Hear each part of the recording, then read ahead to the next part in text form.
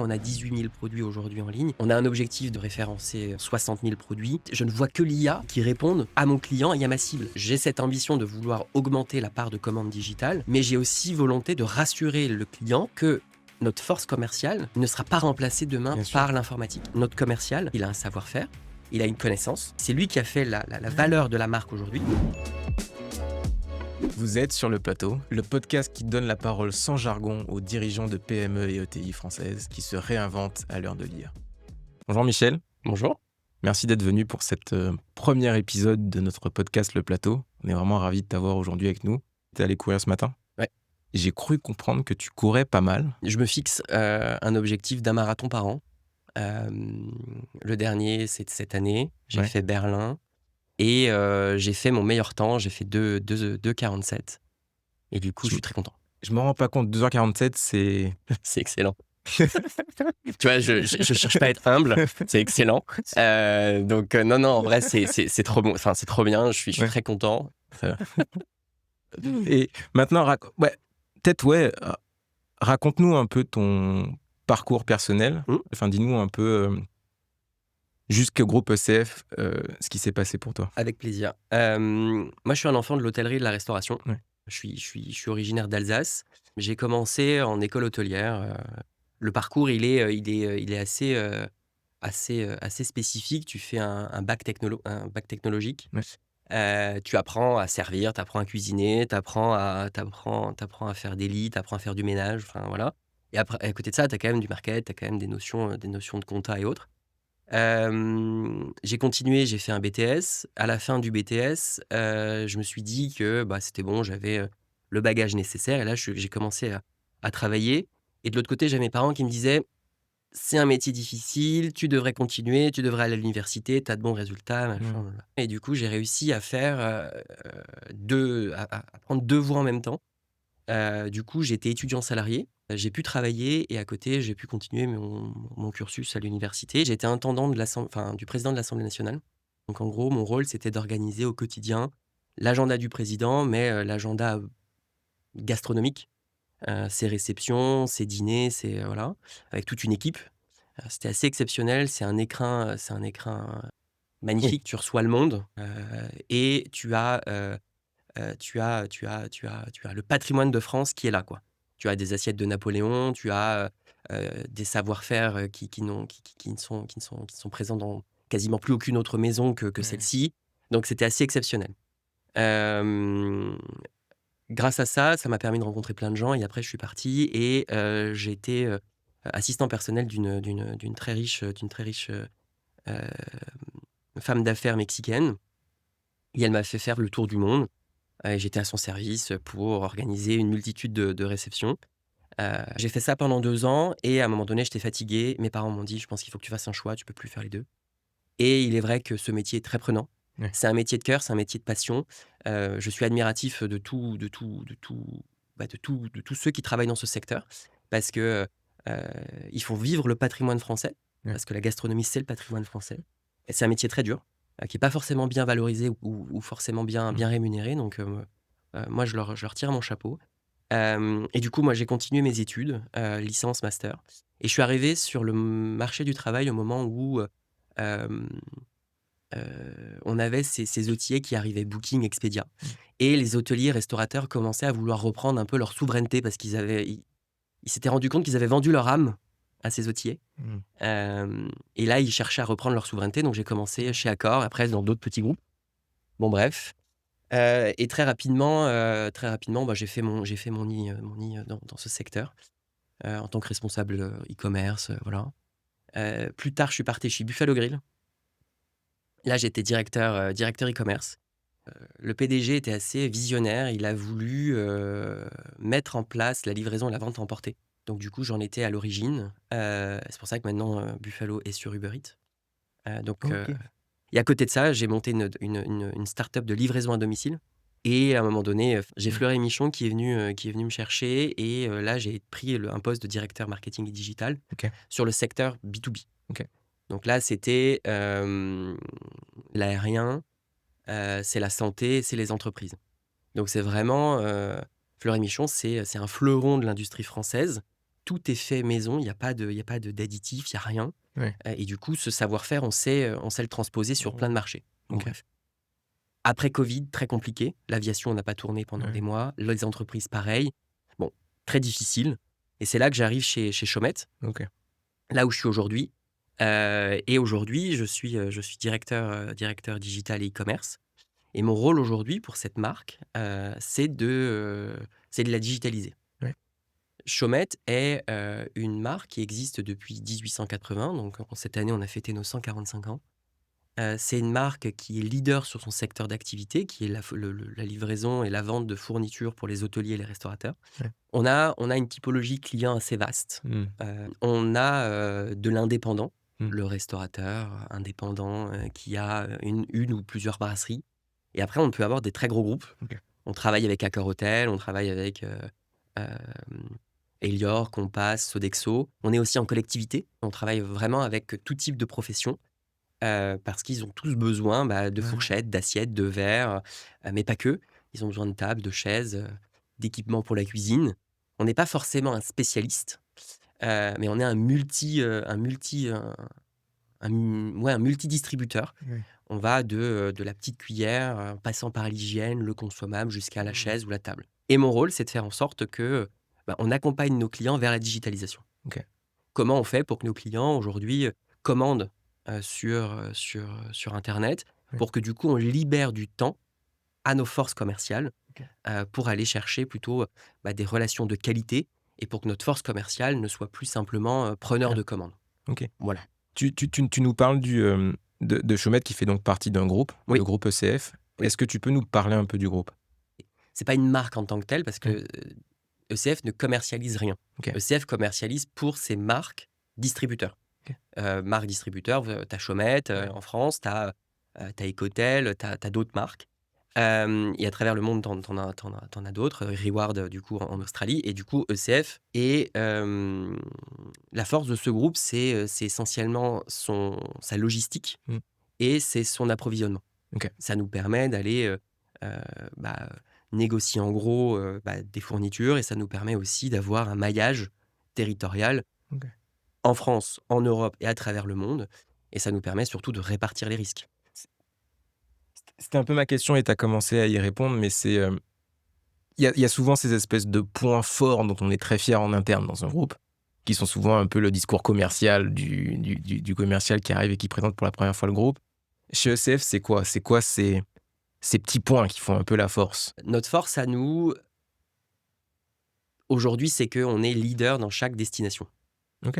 Et c'est ça la volonté Mmh. du groupe, c'est d'être à chaque fois le leader dans le pays dans lequel on est. OK. Et moi, ça fait maintenant 2 ans, 2 ans et demi que j'y suis. Et c'est vrai que c'est cette niaque qui anime l'ensemble des décisions Pour conserver ce statut. pour tenter de conserver ce statut. Très clair. Et ouais, j'imagine qu'il y a une partie de la réponse qui est un peu confidentielle et dont tu ne nous parleras pas, mais le quotidien du groupe et des marques en particulier, quand vous réunissez, pardon, et j'imagine que ça arrive fréquemment, Mmh. c'est quoi les sujets qui reviennent? Alors, je dirais pas les sujets qui vous empêchent de dormir, mais ces sujets qui sont très fréquents, les enjeux de ce quotidien en ce moment, c'est quoi? C'est le BP, parce que en effet, Le business plan? c'est ça. Mmh. On a une volonté de rentabilité, on a un Ouais. contexte économique, politique, social, complexe Ouais. à travers le monde, mais en France aussi. Ouais. Je pense qu'on n'a jamais, vécu une crise politique aussi importante que celle qu'on est en train de vivre, donc elle génère des incertitudes, des insécurités. Ouais. Le marché de l'hôtellerie, de la restauration et du tourisme, depuis le Covid, ne répond pas à un schéma, très linéaire. Il est assez en dents de scie, donc du coup, on est dedans. Après le Covid, on a fait des perfs, exceptionnels. Ouais. Après, c'est retombé. On a eu, la guerre en Ukraine, la hausse des coûts. Là, on est dans cette crise politique qu'on n'arrive pas à expliquer. Donc c'est vraiment ça les enjeux.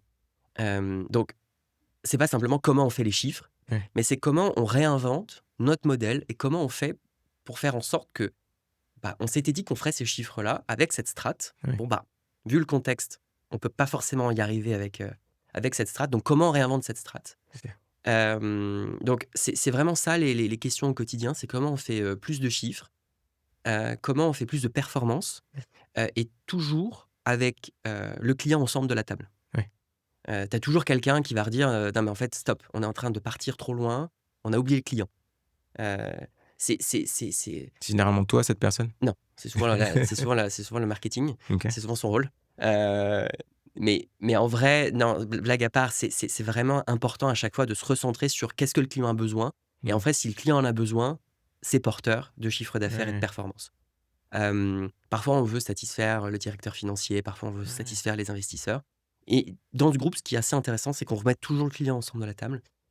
Tu évoquais un peu le contexte national, international, hem, qui était pas forcément tout le temps porteur en ce moment. Mmh. Est-ce que tu as des illustrations de, concrètement, les impacts que peuvent avoir pour vous? Alors je sais pas si c'est les droits de douane américains, si c'est les conflits, des illustrations concrètes de choses qui, en ce moment, peuvent gêner ou pas, le développement de CF et de ces marques? Bah, un exemple tout bête, tant que la France ne valide pas son budget, Mmh. les collectivités ne peuvent pas dépenser.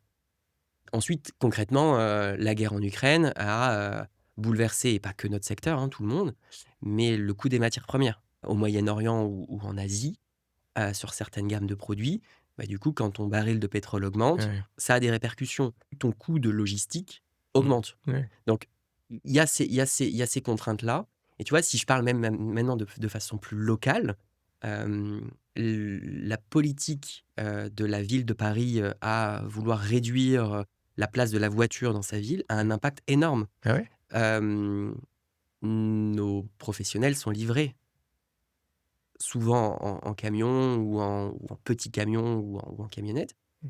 Le temps de transport et le temps de déplacement à Paris Ah, même pas. a un impact sur, bah, est-ce qu'on arrive à livrer à temps? Est-ce que, et même sur les stationnements, pour nos commerciaux, tu vois, qui font le tour de nos Ouais. donc l'enjeu politique et les décisions politiques ont vraiment, de gros impacts sur ce qu'on fait et sur la façon dont on doit repenser nos modèles.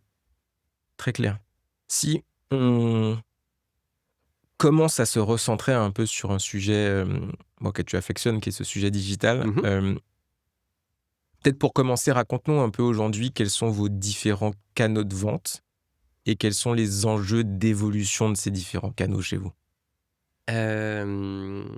On a une volonté d'être un acteur omnicanal. Ouais, On a la chance d'avoir aujourd'hui une force commerciale terrain. On a à peu près, 140 commerciaux qui tournent à travers la France, hem, qui sont la réussite, de la marque, jusque-là, hein. mmh, Parce que c'est eux, bah, qui ont fait savoir, qui ont fait connaître et qui ont qui ont créé fait des la liens. notoriété de la Ouais, marque aujourd'hui.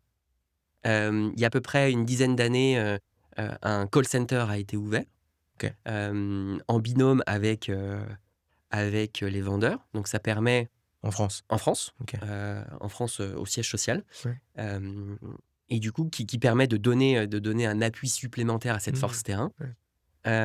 Et aujourd'hui, on a, depuis 2-3 ans, un site e-commerce, qui a été refondu et qui aujourd'hui a vocation à prendre le pas sur les commandes récurrentes, que nos clients ont besoin pour libérer du temps, à Mmh. notre force de vente. Ma volonté et ma vision, tu bien que si je suis directeur e-commerce, c'est que, bah, le taux de commande web Bien sûr. augmente, Ouais. mais pas au détriment du client.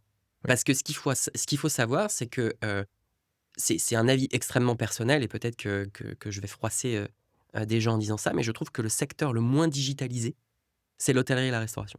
C'est eux qui sont ma cible dans la volonté de digitaliser leur prise de commande. OK. Aujourd'hui, ils ont peur de ne plus voir leur commercial Bien sûr. en passant par le web. Donc c'est pour ça que j'ai cette ambition de vouloir augmenter la part de commandes digitales, mais j'ai aussi volonté de rassurer le client que notre force commerciale ne sera pas remplacée demain Bien sûr. par l'informatique et c'est pas la Mmh. volonté de la marque Ouais. parce que notre commercial, en fait, c'est lui qui a fait la Ouais. valeur de la marque aujourd'hui et par rapport à nos concurrents, ça reste la valeur de la marque. Ouais. Parce qu'il a un savoir-faire, il a une connaissance et moi, je crois que la chose la plus belle que j'ai vécue, c'est quand je tourne avec les commerciaux sur le terrain Mmh. et que, tu as un client qui est en pleine ouverture et qui avec ses archis, avec, bah, plein de fournisseurs et qu'il est avec son commercial Chaumette et que, à un moment donné, tu vois qu'ils font des messes basses et qu'en fait, il lui demande de valider ses choix. Moi, je trouve que c'est la plus belle valeur que Showmed peut avoir pour ses clients.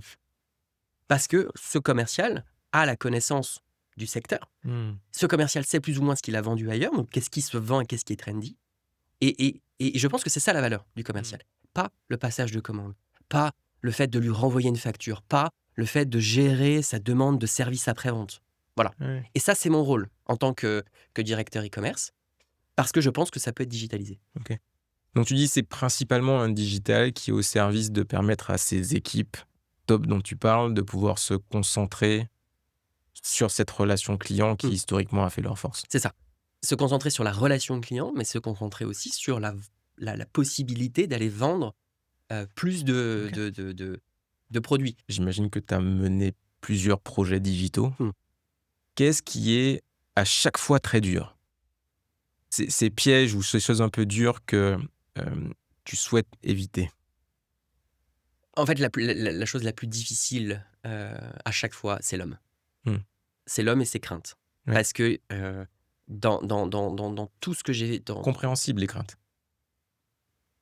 Oui, mais moi, j'ai du mal à les comprendre. Ok.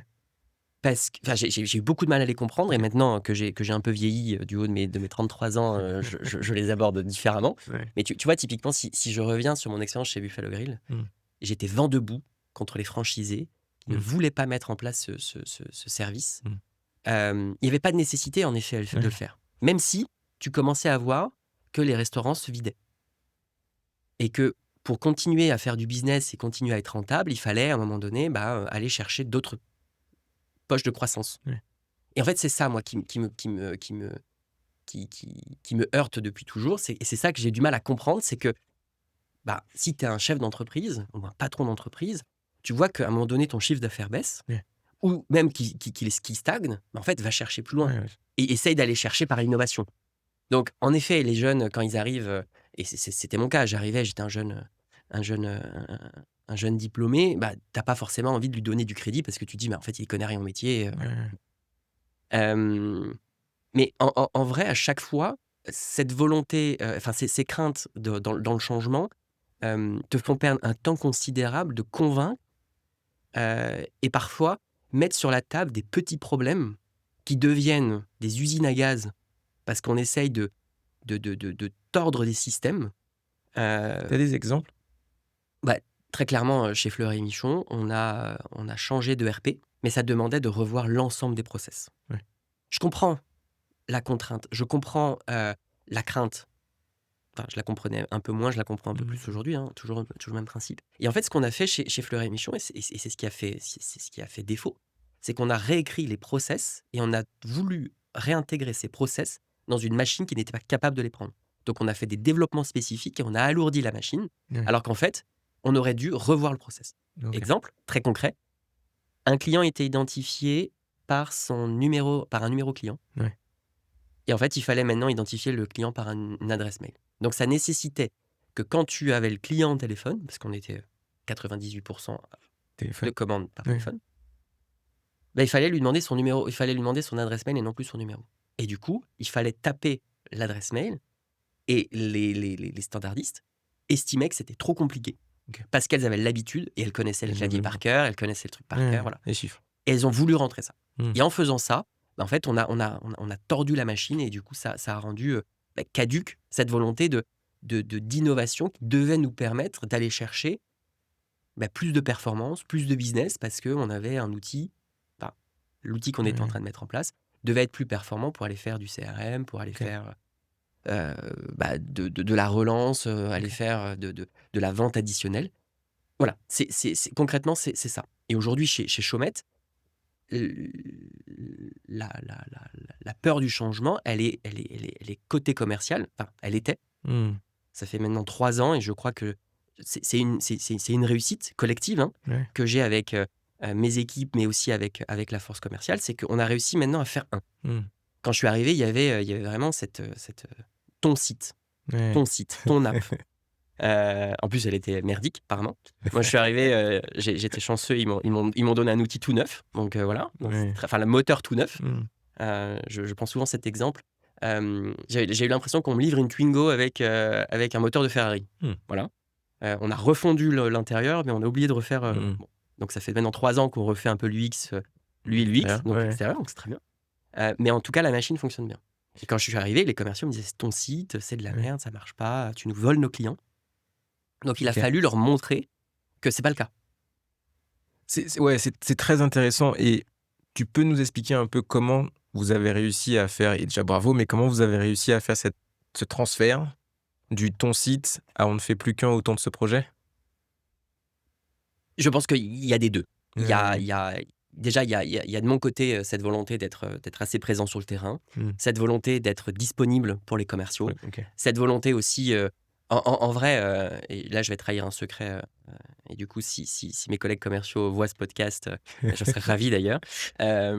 Mais en vrai, dans mon process de recrutement, mon 1er objectif, ce serait d'être le meilleur copain des commerciaux. Parce que sans eux, moi je ne suis rien et j'arrête pas de Mmh. leur dire. Mmh. Je dis: «Le site ne peut pas vivre sans vous». Mmh. Et tu vois, les enjeux que je vais avoir dans les années à venir, c'est de faire en sorte que les commerciaux soient intégrés dans le site. OK. Comment je fais pour que mon site soit pas un site froid, mais soit un site qui soit la vitrine de nos commerciaux? Vu qu'on estime que c'est notre force, il faut que notre site transpire. Mmh. Il faut que ce soit, mon commercial du sud qui est spécialiste en mobilier, bah, que ce soit lui qui parle du mobilier. Il Ouais. faut pas que ce soit le directeur e-commerce et ses équipes qui Mmh. écrivent des trucs avec des fausses personnes. Non, il faut Mmh. vraiment qu'on incarne et qu'on arrive à faire ça. Donc c'est vraiment dans ce sens-là où j'ai réussi, c'est faire de la pédagogie aussi avec Ouais. eux. Et après, il y a aussi le modèle de l'entreprise. On a décidé que les clients qui étaient des clients e-commerce restent les clients des commerciaux. Ouais. Le chiffre d'affaires qui est fait sur le web reste dans Important. la pocket, du chiffre du Ouais. commercial. Il y a eu des notions de primes. Mmh. Et très clairement, c'est dans ce sens-là. Et après, je pense et j'ose espérer que en effet, il y a cette partie pécuniaire Mmh. qui est motivante au début, mais aujourd'hui, hem, je vois que dans leurs usages, ils se servent plus du site que du catalogue papier, parce qu'on a encore des catalogues Waouh. papier. OK. Donc pour moi, c'est une réussite. Ouais. Et mon indicateur de réussite, c'est, de recevoir à peu près une quinzaine de mails, «Tiens, ça c'est faux et ça c'est faux». Parce qu'on a à peu près 60 000 produits. Non, on a 18 000 produits en ligne. Hem, heu sur ces 18 000 produits, bah, il y a parfois des Ouais, coquilles. bien sûr, bien sûr. Donc ça veut dire qu'ils y vont et qu'ils vont dans pas que sur la récurrence, quoi. OK. Voilà. OK. Non, très intéressant. Si on se si on continue un peu et qu'on se concentre maintenant sur, le mot à la mode du moment, l'IA. Hem, ouais, qui est beaucoup discuté, débattu, où on utilise beaucoup de jargon, enfin bref. Hem, à la machine à café, dans le groupe, il se dit quoi autour de cette IA? Ça fait peur, ça fait pas peur? Il se dit quoi à la machine? En fait, ça dépend ça dépend avec qui tu parles. Mmh. Si tu parles en effet avec, des professionnels où les métiers peuvent être remplacés par l'IA, il y a plus d'inquiétude. Mmh. Tu penses à qui en particulier? On peut le voir, les solutions d'IA, qui remplacent les télévendeurs, OK. ça existe. Mmh. Je dis pas que c'est ce Ouais. qu'on veut faire et c'est ce qu'on c'est vers ce, pourquoi on veut aller, au contraire. Mmh. Parce que depuis le début, je dis que notre force commerciale, Ouais. c'est, ce qui nous différencie de nos concurrents et il faut qu'on le garde. Si on a notre télévente qui est en France, en région parisienne, c'est qu'on a cette volonté à un moment donné de service et de qualité. Mais je peux comprendre, Ouais. si je discute avec elles, qu'elles soient inquiètes. Mmh. Si je discute avec, les dirigeants, c'est des opportunités. OK.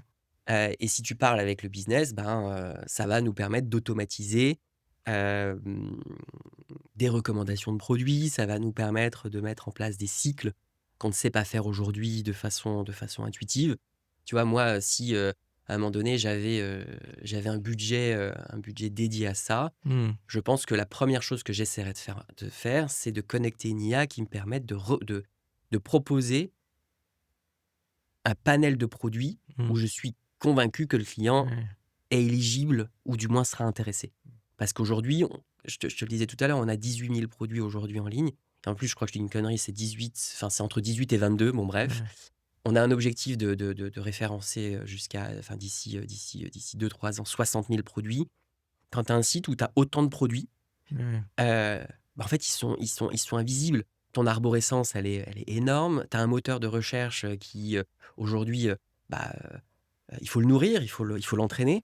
En fait, je ne vois que l'IA pour me Pour permettre, en fait, de driver une homepage qui soit et qui réponde à mon client et à ma cible. ouais. Parce que c'est ce que je te disais tout à l'heure.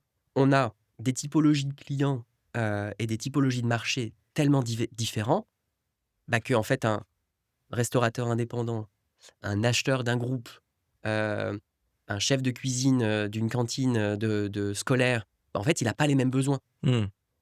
Et même dans la restauration, tu vas avoir un kebab, tu vas avoir une sandwicherie, tu vas avoir un bistrot, un Ouais. gastro, un étoilé. En fait, on sait répondre à toutes ces gammes Ouais. parce qu'on a les produits. Ils ont des besoins de services différents. On a notre force commerciale. Mais s'ils viennent et ils sont en recherche ou en recommande, il faut qu'ils puissent trouver rapidement leurs produits. Ouais. Et l'IA, je suis certain qu'elle va nous permettre de faire ça. Mmh. À travers Clair. des moteurs de recommandation, à travers, voilà. Ouais. Clair. Tu évoquais, quand on parlait du site, un écart qui avait pu se créer entre des commerciaux qui te disaient ton site et toi qui arrêtais: «Ah OK, c'est peut-être une bonne idée» et finalement quelque chose, vous avez réussi à faire qu'un. Maintenant qu'on se concentre un peu sur les sujets IA, tu évoques un peu cette même dichotomie. C'est-à-dire qu'en gros, tu me parles des managers qui pensent que c'est une opportunité et d'équipes qui parfois sont un peu plus, craintives sur l'impact que ça pourrait avoir.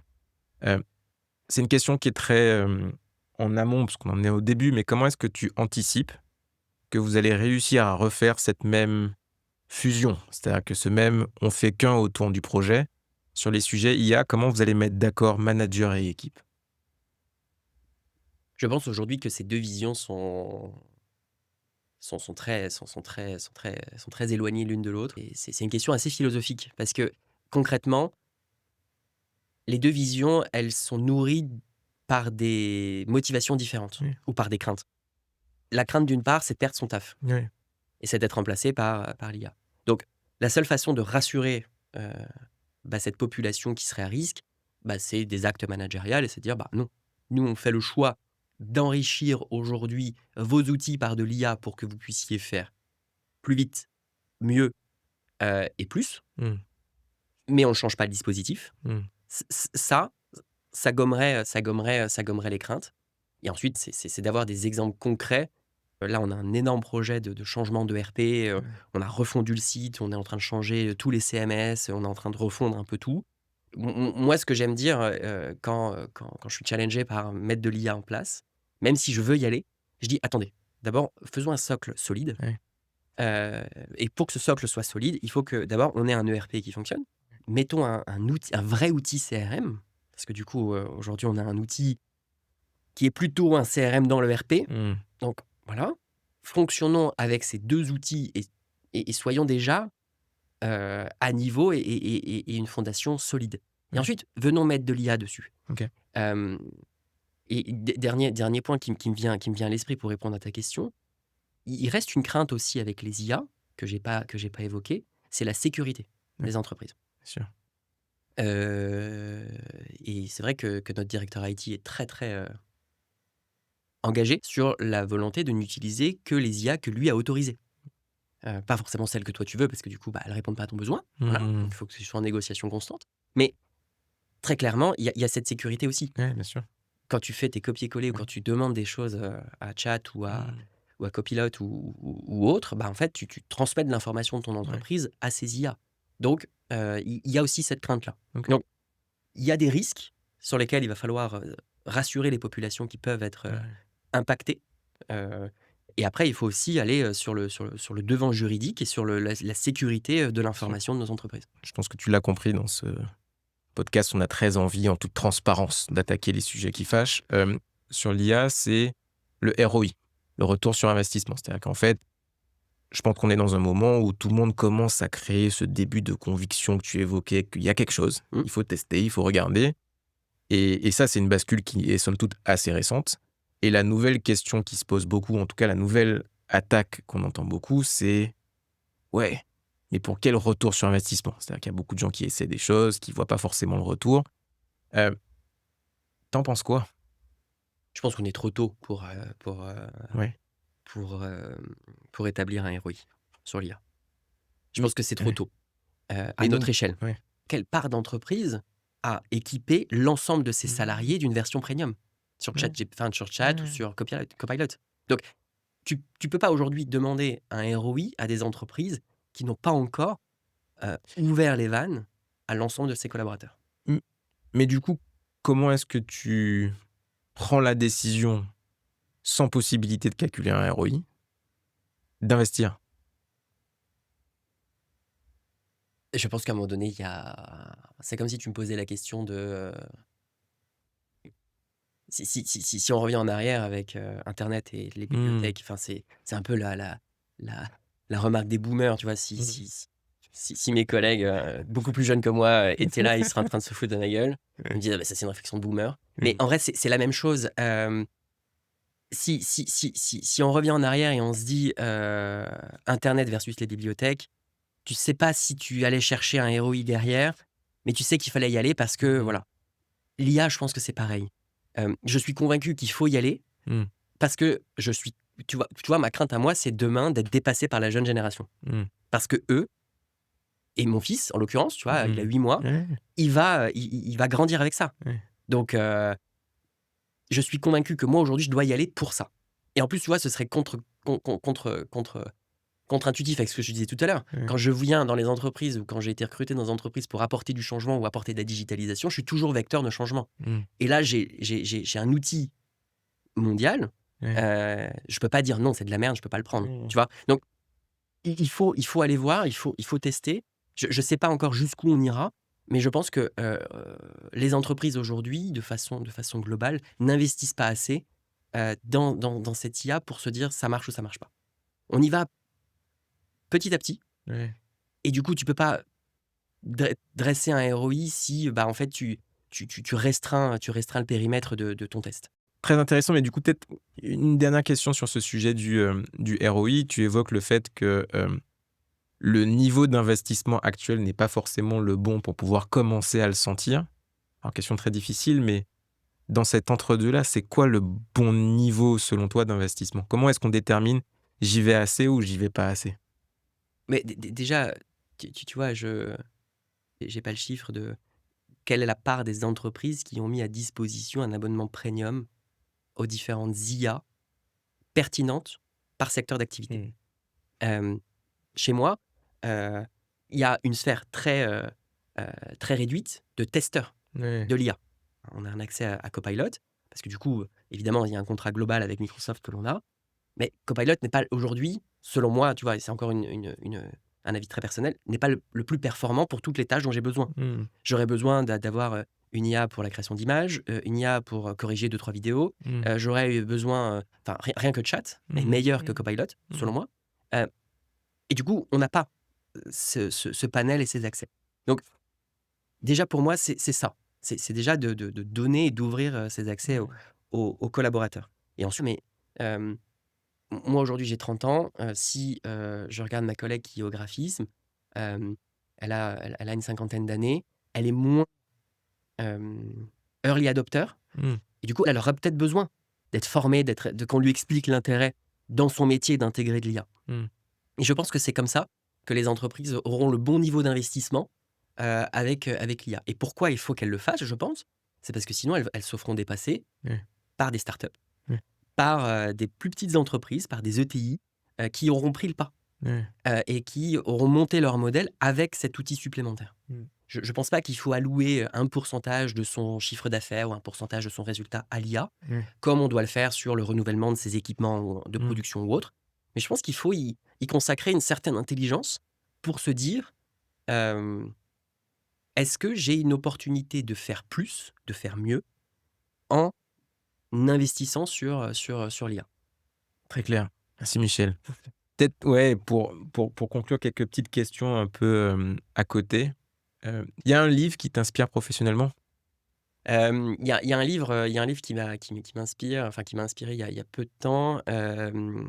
J'ai une vraie question, sur comment on manage aujourd'hui, les équipes Ouais. et du coup, j'ai lu, «Comment manager demain, du commandement au management» OK. et en fait, j'aime bien ce livre parce que du coup, c'est un militaire et un chef d'entreprise qui ont rédigé ce livre j'ai que 30 ans et j'ai déjà l'impression d'être dépassé Ouais. par, les alternants, les stagiaires ou voire même les juniors qu'on recrute parce qu'ils ont pas les mêmes, objectifs et mêmes motivations que moi je pouvais avoir quand je suis arrivé sur le marché du travail. Mmh. Heu, je suis assez proche de mes collaborateurs, enfin du moins je le pense et justement des jeunes, alternants, stagiaires ou voire même, juniors et c'est vrai que j'ai l'impression d'être un vieux, Ouais. j'ai l'impression d'être mon père, alors que j'ai l'impression d'être encore jeune, tu vois? Mmh. Et j'ai des il fonctionne d'une certaine façon. Enfin, c'est horrible de dire: «Il fonctionne comme ça» parce que du coup Ouais. je mets une Tu distance, tenais, ouais. mais je n'arrive parfois pas à comprendre qu'est-ce qui les motive à venir travailler. Mmh. Je ne comprends pas aujourd'hui le modèle du monde du travail dans lequel ils sont. Il y a des choses qui sont assez exceptionnelles. Moi, jamais je serais parti à 17h, Mmh. mais quand tu regardes aujourd'hui, tous tes stagiaires et tous tes alternants sont Mmh. partis à 17h, Mmh. PC fermé. Mmh. 17h, pétante. Mmh. Enfin, je dis pas que c'est bien ou mal, Mmh. je dis juste que ça a changé Mmh. et j'ai pas la clé, je Mmh. comprends pas. Ben, merci beaucoup, Michel. Merci. Je suis vraiment personnellement ravi qu'on puisse lancer notre podcast Le Plateau avec cette première discussion. Merci. Merci à toi.